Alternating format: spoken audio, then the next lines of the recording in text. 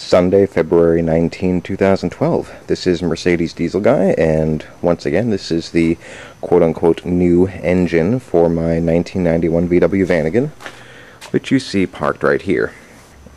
So, yesterday, if you watched the video, I actually did clean up the new engine, and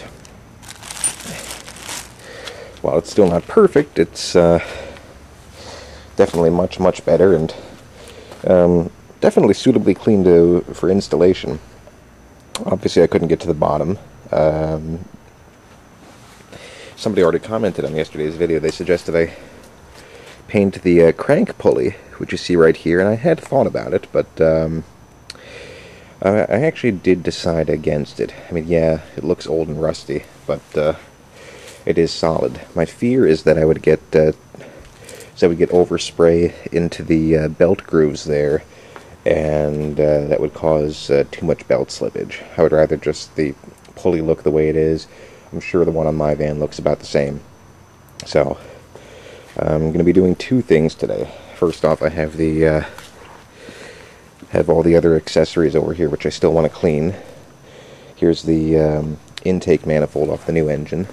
I'm using the intake manifold and the injectors and everything off of my current engine, mostly because I've already replaced the lines and the injector seals, as well as the intake manifold boots, and this looks like part of the automatic throttle setup here. So I'm mostly going to be cleaning this stuff just so I have it on hand as clean spare parts. I can always sell it in the future. Here's the power steering pump off this engine, but once again, since I'm not going to be cracking open the system, I'm just going to be using the one that's already on my engine. Air intake boot, AC compressor, alternator, coil, airbox, some wiring. I'm just going to be cleaning all this up today. Not really going to be using any of it because all this stuff is good on my engine. Just going to transfer it over. I figure, why take a chance on this alternator when I know mine works just fine? I'll just keep this as a spare. Like I said, in order to use this power steering pump, I would have to disconnect my lines and hook this up. There's no reason to do that. I mean, just unbolt the one I have from the engine, hang it out of the way.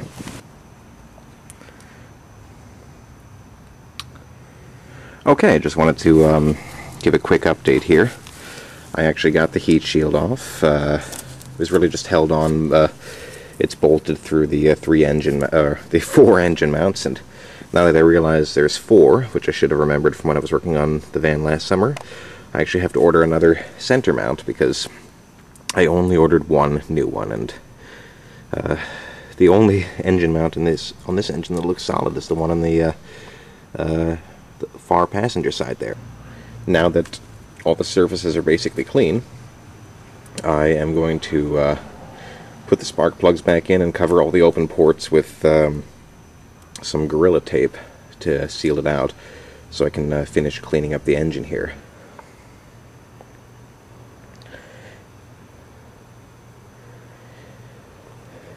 Okay, this is where I'm leaving off for today. You can see the engine is, although not perfectly clean, it's very clean all over now. I did pull up the duct tape, and basically before I cleaned it again, I stuffed some more rags down the intake and covered that with duct tape. I pulled it up, everything was perfectly dry in there, so that's a good way to go if you're cleaning the engine with the intake off.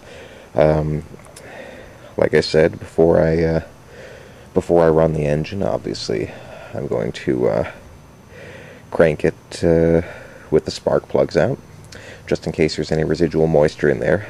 I really don't think there is, but I'm just going to err on the side of caution, because you never know.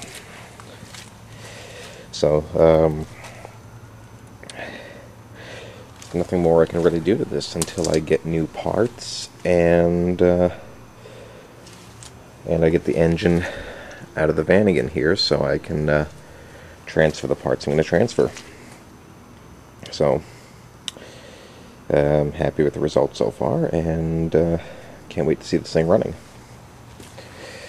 I also spent some time cleaning up some of the accessories and bolt-ons today. This was the intake that was all coated in crud, and it's pretty clean now. I'm not going to be using it, but just for storing it and for spare parts, it's much nicer to handle something clean. The power steering pump off this engine was really coated in sticky grime and oil. I got some of it off. It's a little more pleasant to deal with now. Kind of the same case with the intake boot. This is clean now, and a little bit of residual water in there, but no big deal. I didn't get to cleaning the rest of this stuff, but I don't want to. But since the rest of this stuff is electrical, I didn't want to get too much water on it, especially the air box here with the airflow meter, and the coil and the wiring harness and whatnot. Cleaned up the AC compressor and the cover plate here for the airbox. And this actually I'm going to be using because the original cover plate from my airbox is in New Jersey on another van. Long, boring story that goes along with that. I won't go into it. But now I've got a new cover plate.